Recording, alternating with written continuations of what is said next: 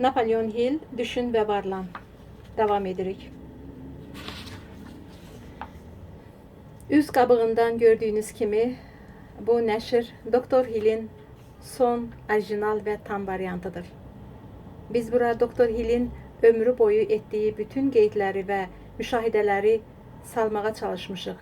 Yəqin bilirsiniz ki, Düşün ve Varlan kitabının ilk nəşri 1937-ci ildə, yəni böyük repressiyanın ən qızğın çağında işıq üzü görüb. Bir təsəvvür edin, bu kitab gələcəyə ümidini itirmiş adamlara necə lazım idi.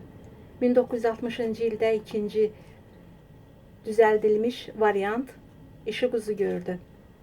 Bu nəşrdə Doktor Hill Amerikada 20-ci əsrin 30-cu illərinin sonlarında tüğyan edən iqtisadi böhrana həsr edilmiş çoxlu sayda parçaları ixtisar eləyib. Müəllif kitabı universal eləməyə, onda müxtəlif dövrlərdə, müxtəlif ölkələrdə yaşamış insanların yararlanmasına çalışıb. Hill'in oxucularının çoxu 1960-cı ildə çıxan variantla tanışdı. Budur, biz yenidən kitabın ilk orijinal nəşrinə müraciət etmişik və hazırki varianta ikinci nəşrə daxil edilməyən bütün parçaları salmağa çalışmışıq. Bunu sadə bir səbəbdən etmişik.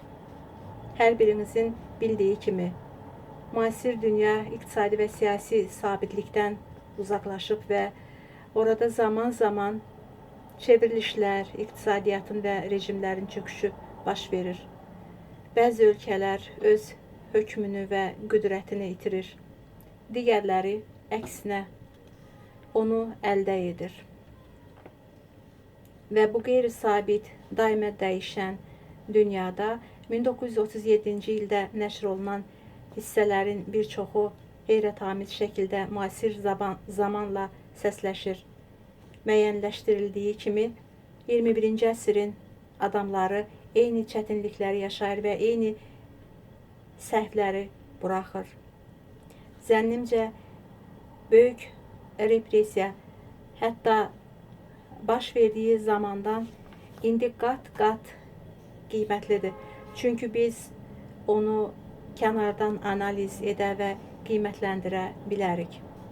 Beləcə, Düşün və Varlanın yeni variantına 50 il əvvəl kəsilib atılmış geniş tarixi material yenidən daxil edilib. Bu kitab ilkin müəllif variantı olmaqla yanaşı qrafik cəhətdən də təzələnib və bərpa olunub. Məsələ burasındadır ki, bu variantda Doktor Hill'in öz əli ilə ayırdığı, kursivlə qeyd etdiyi, böyük hərflərlə yazdığı hissələr olduğu kimi verilib. Bu cür müəllif tərtibatı mətnə yeni impuls verir, onun yaradıcı əhval-ruhiyyəsini çatdırır. Biz sadəcə orijinal mətni bərpa etməklə kifayətlənməmişik.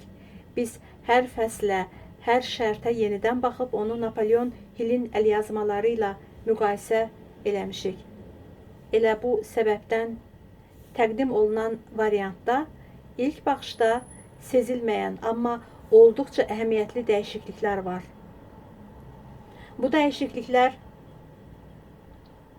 funksiyasında, terminologiyada və hətta ayrı-ayrı kəlmələrin düzülüşündədir.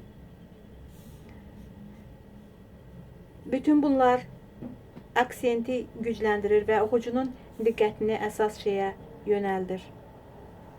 Biz həmçinin lazım olan yerlərdə maliyyə və iqtisadi məlumatları yeniləşdirmişik.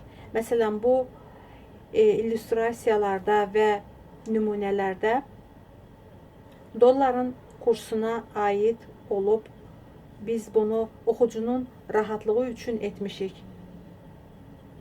Qoy o beynini yorub əlavə hesablamalar aparmasın. Bütün bu dəyişikliklər, əlavələr və ya təmizləmələr müstəsna şəkildə yalnız bir məqsədə qulluq edib. Doktor Hillin ideyalarının anlaşılmasına maneəçilik törədən bütün süni əngəlləri aradan qaldırmaq.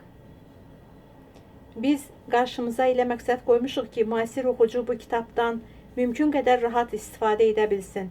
Biz sizin hər şeyi bilmənizi istəyirik. Bu kitab yeni, bərpa olunmuş və əlavələr edilmiş nəşr olmaqdan savayı, nəşr edilmiş həm də bir dərslikdir. Yəni burada hər bir anlayış və nümunənin öz haşiyəsi və izahı var. Həmçinin kitabın sonunda əyani məlumat kitabçası da var.